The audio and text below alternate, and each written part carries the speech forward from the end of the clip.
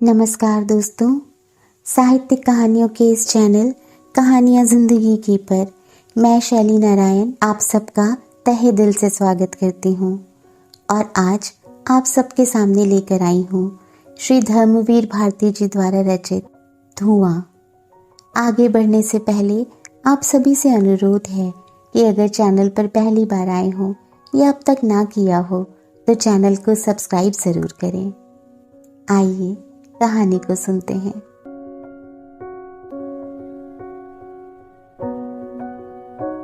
धुएं पर अचानक मेरी नजर पड़ी।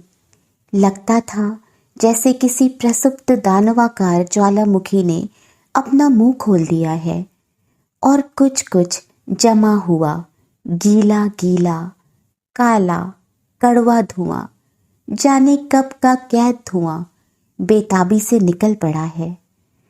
धीरे धीरे धुआं मोहल्ले में आकाश से दक्षिण ओर से घुसा और छतों, गलियों, चौराहों व पार्कों पर छा गया।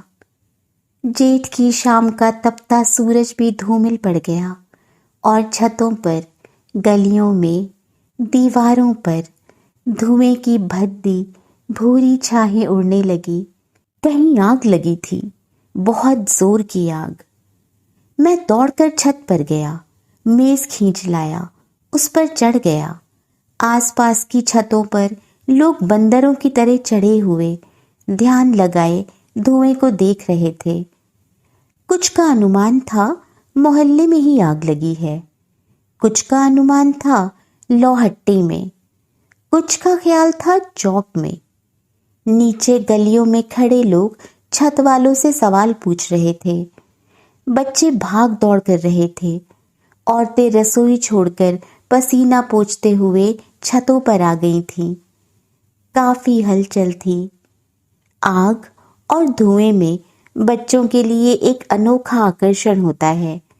उन्हें आग और धुएं से बेहद उल्लास मिलता है। अपनी उम्र और ज्ञान विज्ञान अनुभव वगैरह के बावजूद हम सभी कहीं ना कहीं बच्चे होते हैं। आप भी हैं, मैं भी हूँ। मैं नीचे आया। घर के कुछ बच्चे आपस में सलाह कर रहे थे चलकर खुद आग देखने के लिए। मैंने उन्हें डांटा, खबरदार घर से बाहर गए तो, और खुद चल पड़ा। सड़क पर काफी लोग आ जा रहे थे। कोई त्योहार था, शायद शबे रात और वैशाखी पूर्णिमा साथ पड़ी थी। गर्मी भयानक थी, हवा रुक गई थी, धुआं भी परत दर परत जमता जा रहा था। सड़कों पर लोगों का ध्यान आग की तरफ अपेक्षाकृत कम था। बेनी प्रसाद बार बार, जिन्हें हेयर कटिंग सैलून खुलने के पहले लोग बेनिया बे ओ न हुआ संबोधित किया करते थे, वे बैठे सामने की कोयले वाली के अप्रतिम रूप की तुलना गुलब कावली से कर रहे थे। और कोयले वाली, जिसने गर्मी के मारे पल्ला खोल दिया था, पंखे की डंडी से पीठ खुजाती हुई, आंख नचाती हुई कह रही थी, तोरे मुंह में दिया सलाई लगाए दे भी कौनो दिन। हाँ। सामने तरबूजे की फांके बेचने वाला खटिक पास में बर्फ लेकर जाने वाले एक छोटे से धोबी के बच्चे को छेड़ता हुआ कह रहा था, अबे बर्फ लेके आग बुझबेगा गधा, गधा पे लाद के मसक ले जा। धोबी के बच्चे ने गालियों की शानदार परंपरा अपने माता पिता से पाई थी और मुक्त कंठ से खटिक का अभिनंदन करता हुआ कह रहा था, अभी आग वाला अंजन गवा है, घनन घन घनन घन। खटिक द्वारा अधिक छेड़े जाने पर वह बता रहा था कि इंजन से खटिक के कुटुंब की महिलाओं के कितने निकट संबंध हैं। धुआं और बढ़ गया था, पत्ता भी नहीं खड़क रहा था। हवा गुमसुम थी, सड़कों पर भीड़ बढ़ रही थी। एक क्लर्क, जिसे शायद छुट्टी के दिन भी बड़े साहब ने दफ्तर बुलाया था और जिसे अब घर पहुंचने की जल्दी थी, मेरे पीछे देर से घंटी बजा रहा था। अंत में झुंझलाकर मुझे पैर से धकेलते हुए आगे निकल गया और बोला, साले हिंदुस्तानी, जरा सी आग क्या लगी कि मेला लग गया, जैसे रामदल निकल रहा हो। ये नहीं कि घर जाकर अपना काम देखें, पता नहीं आग को खाएंगे कि पिएंगे। मालूम हुआ कि आग सराय में लगी है। सराय अकबर के ज़माने की थी। गदर में जनरल नील के सिपाहियों ने उसे जला दिया था। अगल बगल के मकान अब भी धुएं से काले थे। भटियारे ने अब भी रहती थी। छोटे छोटे सहन और कोठरियां थी। टाट के पर्दे थे। सस्ती बांस की खाटें थीं। दिए थे। उनमें रहने वाली औरतों का दाम 12 आने, 6 आने और 8 आने था। मैंने अक्सर शाम को भारतीय थल सेना के बहादुर जवानों को पैसे गिनकर गली में जाते हुए और सीटी बजाते, डगमग चाल से लौटते और अपने अनुभवों का विवरण देते हुए लौटते देखा था। जाऊं कि ना जाऊं, कभी उधर जाने की हिम्मत नहीं पड़ी थी, पर आज तो जनसमूह उधर जा रहा था। हिम्मत बंधी। जनसमूह पाप भी करे तो वह पाप नहीं रह जाता। पाप की स्थिति व्यक्ति मात्र में है। मैं एक शॉर्टकट जानता था। हम्माम वाली गली से होकर गली में मुड़ा। गली सूनी थी। खुलकर सांस ली। बाईं ओर की छोटी गली से मिर्जा अपने छोटे बच्चे को थामे चले आ रहे थे। पूछ रहे थे, अजी जाओ, तुमने क्या आग देखी होगी, हम तो गली तक में हो आए, कुछ देखने को नहीं मिला। बच्चा चैतन्य था, कल्पनाशील था। सिर चढ़ाकर रुककर अकड़कर बोला, अरे जाओ, हमने खुद देखा, घंटा बोल रहा था। मिर्जा पब्लिक सर्विस कमीशन के मोटर पर दफ्तर में क्लर्क थे, पर बच्चों की पढ़ाई का बहुत ध्यान रखते थे। बोले, अच्छा फायर के हिज्जे बताओ। FIRE और ई कहते ही बच्चा खुशी से उनके पाँव में लिपट गया और उन्होंने गोद में उठा लिया। और तब उनकी नजर मुझ पर पड़ी। कहो, आग देखने जा रहे हो? नहीं, मैंने झेप कर कहा, जरा काम से जा रहा हूं। उतनी जल्दी कोई दूसरा बहाना नहीं सूझा और आगे बढ़ गया। बच्चे ने फिर दोहराया, FIRE।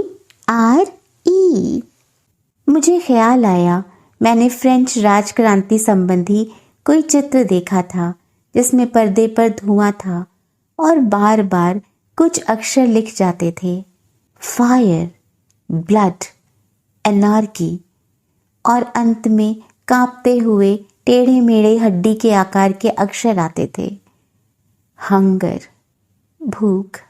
बच्चों का एक गिरोह शोर करता, हंगामा मचाता चला जा रहा था। गली पतली थी, इसलिए उनकी कतार लंबी थी और सभी एक दूसरे को धकेल रहे थे। उन्होंने आग देखी थी, बेहद प्रसन्न थे सब, और उनमें से 2-1 तो प्रसन्न होकर धुआंधार गालियां बक रहे थे। आगे गली ठसाठस भरी थी। सिर्फ एक छोटा सा चबूतरा था जिस पर लोग चढ़े हुए देख रहे थे। चलना मुश्किल था। चबूतरे के सामने लंबी गली थी जिसके दूसरे छोर पर 2-3 मकान थे जिनमें आग लगी थी। मेरे एक रसिक दोस्त चबूतरे पर खड़े थे। उनसे मेरा परिचय 4 साल पहले हुआ था, जब वे पहली बार प्रेम में मुत्तला थे और सिनेमा की तर्ज की कविताएं लिखते थे। उसके बाद उसी प्रकार की 2 घटनाएं और हुई। तीनों में उनका कहना है कि उन्हें चरम सफलता मिली थी, और मेरे पूछने पर कि चरम सफलता से क्या तात्पर्य है, वे बोले थे, अरे हमसे बनो मत, प्रेम की क्या 2-4 चरम सफलताएं होती हैं। मुझे पास बुलाकर बोले, हाय हाय, अभी ये गई है, मुश्किल से 18 बरस की होगी। चंपई रंग, झकाझक, दायां हाथ बिल्कुल झुलस गया था, अब तो सब बूढ़ी रह गई है। इतने में एक स्ट्रेचर पर एक औरत को लादे हुए 4 सिपाही आए। वह चीख रही थी, उसके बाल भवें बरौनिया तक जल गई थीं, कपड़े जल गए थे, अंदर केवल झुलसा शरीर मात्र था। वह चीख कर तड़पी तो कंबल हट गया। भीड़ में से कुछ सिसकारियां, कुछ चटखारे सुनाई पड़े। 6-7 कदम पीछे उसकी माँ या शायद बूढ़ी पेशेवर पड़ोसिन रोती हुई आ रही थी। सलीस उर्दू में लोगों से दरख्वास्त कर रही थी कि सिपाही उसे अस्पताल ले जा रहे हैं। अस्पताल में सुई भोंकी जाती है, अस्पताल में आंख फोड़ी जाती है, अस्पताल में हड्डी निकाली जाती है, जिससे सरकार मिल में चीनी साफ करती है। एक दूसरी औरत एक हाथ में एक देगची, जिसकी कलई उड़ गई थी और तांबा रह गया था, लेकर आ रही थी। बगल में 2-3 अधजली दरियां और कपड़े थे। भाग दौड़ में कुर्ते की पीठ पर एक खोता लग गया था, कपड़ा नीचे झूल गया था, अनहौरियां लदी पीठ झलक रही थी। मेरी बगल में एक आदमी खड़ा था। गाड़ी पर जाड़े में मूंगफली, गर्मी में शरबत बेचता था। उसने कान से बीड़ी निकालकर सुलगाई और एक जुमला कहा। औरत ने चुपचाप सिर घुमाकर देखा। शरबत वाला पीले दांत निकालकर हंस दिया। औरत ने देगची और कपड़े पटक हाथ नचाकर गालियां दी। भीड़ में से बहुत से लोग हंस पड़े। 2-1 ने उधर चवन्नियां फेंकी। औरत ने तिगनी गालियां दी और चवन्नियां बटोर ली। एक गणितज्ञ भीड़ में से बोला, अरे इतनी तो 30 रातों में भी ना मिली होंगी। औरत दबंग थी, मुड़कर बोली, 1 रुपए से कम में तो बात नहीं करती। उसने कपड़े उठाए और सिर झटक कर चल दी। दूसरी औरत की गोद में बच्चा था, बाल बिखरे थे, ओढ़नी नदारत थी, पाँव में छाले थे, लंगड़ा रही थी। नाली के किनारे बैठी, नाली धोने के पाइप से एक चुल्लू पानी लेकर बच्चे को पिलाने लगी। क्या बाप है इसके? शरबत वाले ने चिल्लाकर पूछा और चारों ओर भीड़ में इस निगाह से देखा कि लोग उसके मजाक की दाद दें। कुछ लोग मुरव्वत में आकर हंस दिए। सहसा हंगामा मचा। पुलिस वाले औरतों के एक गिरोह को डंडों से हाँकते हुए चले आ रहे थे। उनमें से किसी की आरसी टूट गई थी, किसी का बर्तन, किसी की दरी, किसी का पिटारा, किसी की गठरी। भाग दौड़ में कई गिर पड़ी, कुछ उनसे टकरा कर गिरी, बाकी उनको कुचलती हुई निकल गईं। वे कराह रही थीं, बाकी एक स्वर में गालियां दे रही थीं। वे फिर रुकी। जो गिर पड़ी थीं, वे चीख चीख कर रो पड़ी। भीड़ में से ठहाके लगे। उनमें से 2 निकल आईं। वे आपस में बुरी तरह लड़ रही थीं। एक के हाथ में एक पिटारा था जो फायर ब्रिगेड के पानी से भीग गया था। दूसरी उसे छीनना चाहती थी। दोनों में छीना झपटी होती रही। कपड़े फट गए, बाल बिखर गए, नाखूनों की खरोंचों से खून छलछला आया। अंत में दूसरी हारकर जमीन पर बैठ गई और गाली देने लगी। पिटारा उस औरत का था जो अस्पताल चली गई थी। उसके बाद उस पर किसका हक था, इस पर युद्ध हो रहा था। पहली औरत चुपचाप पिटारा छाती से दबाए बैठी थी। सहसा दूसरी ने नाली के पत्थर पर सिर पटकना शुरू कर दिया। उसके सिर से लाल खून की एक धार माथे से नाक पर होती हुई होंठ पर टपकने लगी। पहली दौड़ी, उसने पिटारा खोला और बोली, ले ले, इसमें है क्या? सूखी पाव रोटी है। पाव रोटी पानी में भीगकर गल गई थी। दूसरी ने पल्ले के छोर से होंठ को पोंछा और उनींदी सी रोटी खाने लगी। पहली मुंह फेर कर बैठ गई। तू ही खा, ले ले। दूसरी ने पहली के मुंह में रोटी ठूंस दी। दोनों चुपचाप खाने लगी। भीड़ छटने लगी थी। लोग जोर जोर से बातें करते हुए लौट रहे थे। 2 किस्म के लोग थे। एक जिन्हें इस बात की बहुत निराशा थी कि कुछ मजा नहीं आया, क्या आग लगी। कोई आग में आग है। कुछ लोग ऐसे थे जो नव आगंतुकों को लौटा रहे थे। जाओ भाई, अब क्या रखा है यहाँ, क्यों भीड़ बढ़ा रहे हो? जो होना था सो हो गया। उनके स्वर से यह मालूम होता था कि वे कह रहे हो, मूर्खों, अब सोकर उठे हो। जो आग मजा का देखना था वह देख लिया हम लोगों ने, अब यहाँ क्या है? कुछ लोग आने जाने वालों से आग का पूरा वर्णन उल्लास भरे शब्दों में कर रहे थे। वे परोपकारी थे। जो रस, जो आनंद मिला था उसे मुक्त हस्त बांट रहे थे। कुछ सवालों पर चुप रह जाते या टाल जाते थे। उनकी भावना थी, भीड़ में धक्के खाकर तो हम गए, सारा काम छोड़कर तो हम गए आग देखने, और ये घर बैठे सारा हाल जान लें। मेरे वापस घर पहुंचने पर लोग घिर आए, बड़े आग्रह से, बड़ी उत्सुकता से, बड़े उल्लास से विस्तृत हाल पूछने लगे। सभी के मन में एक अजब सा उल्लास था, जैसे कोई विशेष आनंद का पर्व आया हो बरसों के बाद। मैंने चारों ओर देखा। वही लोग थे जिनसे मैं रोज बोलता बतलाता हूँ। मेरे पड़ोसी, मेरे मुल्क के लोग, मेरे अपने लोग।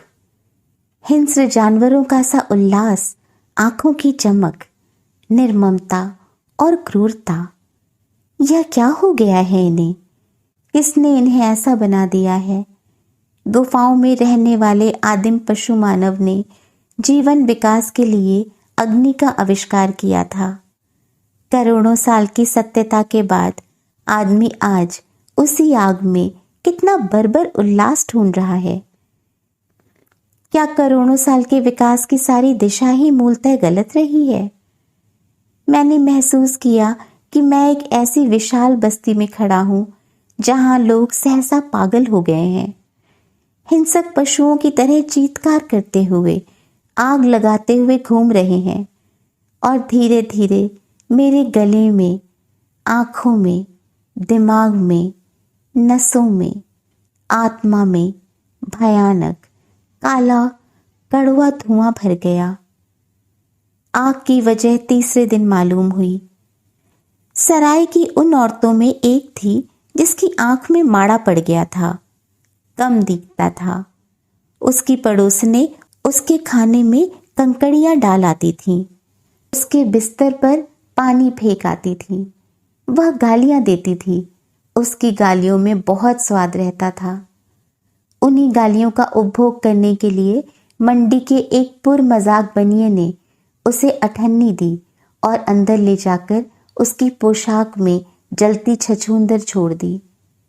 वह पहले तो समझी नहीं, फिर चीखने लगी, इधर उधर भागी, गाय की तरह डकराने लगी थी। एक खंबे से टकराकर बेहोश होकर गिर गई। पड़ोस ने ताली पीट पीट कर हंसती रही। अंदर ही अंदर आग फैलती रही। बाद में मलबा हटाने पर उसकी लाश मिली, जलकर कोयला हो गई थी।